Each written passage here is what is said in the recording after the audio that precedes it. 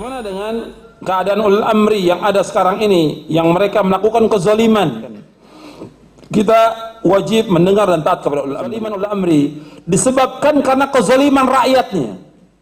Itu perhatikan. Kezaliman ulul amri disebabkan karena kezaliman rakyatnya. Allah berfirman dalam surah Al-An'am, "Kadzalika nuwalli ba'dadh zalimina ba'dhan bima kanu yaksibun." Demikian kami jadikan penguasa-penguasa orang yang zalim disebabkan kezaliman sebagian dari mereka dengan apa yang mereka usahakan. Penguasa itu mencerminkan rakyatnya. Kalau rakyatnya zalim, maka pemimpinnya pun zalim. Kalau rakyatnya berbuat maksiat, pemimpinnya pun demikian. Kalau rakyatnya melalaikan salat, pemimpinnya pun demikian juga. Mencerminkan. Allah jadikan penguasa yang buruk bagi rakyat yang buruk. Sebagaimana Allah jadikan penguasa yang baik bagi rakyat yang memiliki kesadaran yang baik. Dikarenakan tidaklah mungkin segerombolan tikus dipimpin seekor singa. Tak mungkin. Allah jadikan pemimpin dan penguasa yang ada sebagai cerminan mental rakyat. Buruk rakyat tersebut, maka hanya akan muncul pemimpin-pemimpin yang buruk. Jangan salahkan pemimpinmu, salahkan dirimu. Ali bin Abi Thalib radhiyallahu anhu dikritisi, dia yang berada di akhir masa Khulafa ar-Rasyidin. Para sahabat sudah banyak yang meninggal dan muncul golongan-golongan baru yang tidak mengalami didikan Rasul. Wahai imam, kenapa fitnah-fitnah pemberontakan banyak terjadi pada zamanmu? Dulu zaman Umar tidak terjadi. Oke? Ali pun menjawab dengan jeniusnya radhiyallahu anhu.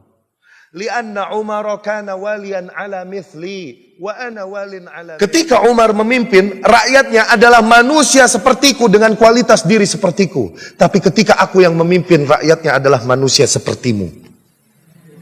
Ajib nggak? Kemudian dia berkata, Abdul Malik ibn Marwan rahimahullah berkata, "Fakunu lana mithla rijali Abi Bakar wa Umar." Maka jadilah kalian bagi kami sebagaimana rakyatnya Abu Bakar dan Umar, para sahabat. Tingkatkan kualitas diri kalian sehingga sama seperti para sahabat, sehingga pantaslah aku jadi pemimpin para sahabat. Itu baru adil. Man arada an yunasih lidhi sultan, siapa yang ingin menasihati penguasa. Man arada an yansuha lidhi sultan fala yubdihi alaniyah, janganlah di hadapan umum, janganlah terang-terangan, kata Rasulullah. Idhaba ila fir'auna innahu tagha faqula lahu qawlan layyinan la'allahu yatadhakkaru aw yakhsha. Pergilah kalian berdua kepada Fir'aun. Sesungguhnya Fir'aun telah melampaui batas. Dan ucapkan kepada Fir'aun ucapan yang lemah lembut. Mudah-mudahan dia mau ingat atau takut. Nabi Musa kepada seburuk-buruknya manusia, Fir'aun, ternyata diperintahkan oleh Allah untuk bersikap lemah lembut. Kenapa Anda tidak berlemah lembut pula kepada pemimpin kita yang alhamdulillah masih sholat? Ya ayyuhalladzina amanu athi'u Allah wa athi'ur rasul wa ulil amr minkum fa in tanaza'tum fi syai'in farudduhu ila Allahi war rasul in kuntum tu'minuna billahi wal yawmil akhir dzalika khairu wa ahsanu ta'wila. يا أيها الذين آمنوا أطيعوا الله وأطيعوا الرسول وأولي الأمر منكم فإن تنازعتم في شيء فردوه إلى الله والرسول إن كنتم تؤمنون بالله واليوم الآخر ذلك خير وأحسن تأويلا. Sesungguhnya Allah subhanahu wa ta'ala mewajibkan kita untuk mentaati pemimpin kita selama mereka tidak memerintahkan kita kepada kemaksiatan.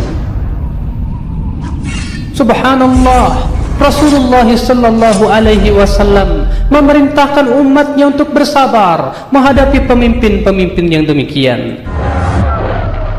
Tidak dibenarkan kaum muslimin menentang pemerintah, hatta pemerintah itu zalim, menentang terang-terangan, mencaci maki, membuka aibnya di hadapan umum, tidak boleh, apalagi membuat makar sampai mengadakan perusakan tidak dibenarkan. Inna satakunu a'immah yahtaduna bi ghairi hadi wa yastannuna bi ghairi sunnati. Sesungguhnya nanti akan muncul pemimpin-pemimpin, kata Rasulullah, yang mereka mengambil petunjuk selain petunjukku, mereka mengambil sunnah selain sunnahku. Artinya selain petunjuk Rasulullah, yaitu petunjuk-petunjuk buatan manusia. Lalu beliau bersabda, wa sayaqumu fihim rijal qulubuhum qulubus syayatin fi juthmanil ins. Akan ada pada mereka orang-orang yang hatinya hati setan berbadan manusia, saking jahatnya pemimpin tersebut. Maka para sahabat bertanya, ya Rasulullah, madza nasna'u ya Rasulullah? Apa yang harus kami lakukan menghadapi pemimpin-pemimpin itu ya Rasulullah? Maka Rasulullah bersabda, isma' wa ati', dengarkan dan taatlah. Wa in duriba dhahruk wa ukhidha maluk, walaupun punggungmu dipukul dan hartamu diambil. Sebuah konsekuensi yang berat ya akhi, sebuah perintah yang berat yang banyak kaum muslimin mengabaikannya di zaman ini. Segera kaum muslimin pun meribut, pergi ke jalan-jalan, memprotes dan yang lainnya. Padahal Islam memberikan kepada kita tata cara yang benar bagaimana menyampaikan keinginan kita kepada mereka. Kata Rasulullah, jangan kalian memberontak ma aqamu fikumus shalah, selama mereka menegakkan pada kalian salat 5 waktu.